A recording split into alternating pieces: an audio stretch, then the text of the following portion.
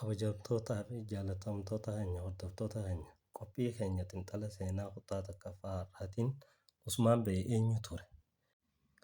Har'a waa'ee nama seenaa Turkii fi mootummaa Usmaaniyyaa keessatti maqaan isaa baay'ee beekamaa ta'e tokko haa ilaallu.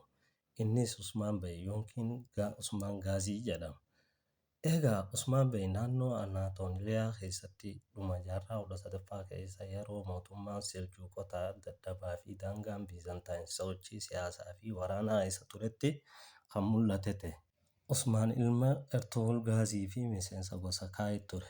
Egaa akkuma beekamu Ertugrul Gaaziin du'a isaa dura naannoo Suguutii fi naannawa isaa keessatti bu'uura jireenyaa fi aangoo maatii isaa jabeessaa ture. Boodarra Usmaan Bey aangoo san dhaalee humna isaa suutaan guddisuu jalqabe. Egaa yeroo san Anaatooliyaa keessatti mootummaa tokko qofaa hin turre. Bulchitoonni Turkmaanii hedduun naannawa adda addaatti humna isaanii ijaarrachaa turan.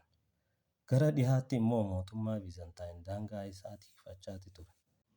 Usmaan haala kana keessatti humna isaa walitti qabee loltootaa fi gosa isaa waliin ta'uun naannoo daangaa Biizantaayinn haleeluu jalqabe. Kanaanis daangaa Biizantaayinn irratti babal'achuu itti fufe.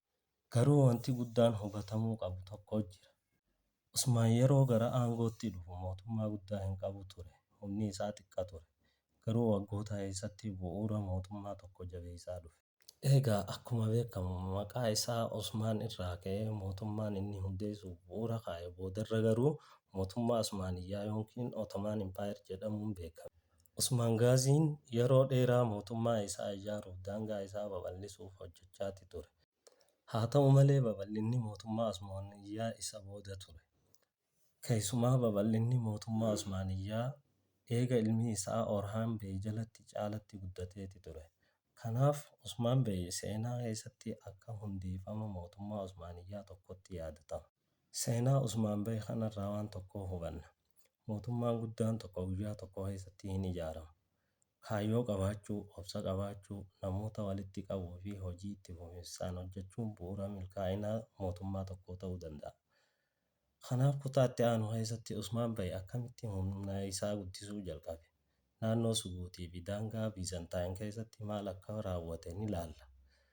Hundaafuu seenaa tana kutaa itti aantu keessatti kutaa lammaffaa keessatti walitti deebinaan chaanaala keenya sabiskiraayib, laayikii fi sheer godhuu hin dagatinaa. Galatoomaa maatiin keenya jajjabeessaa.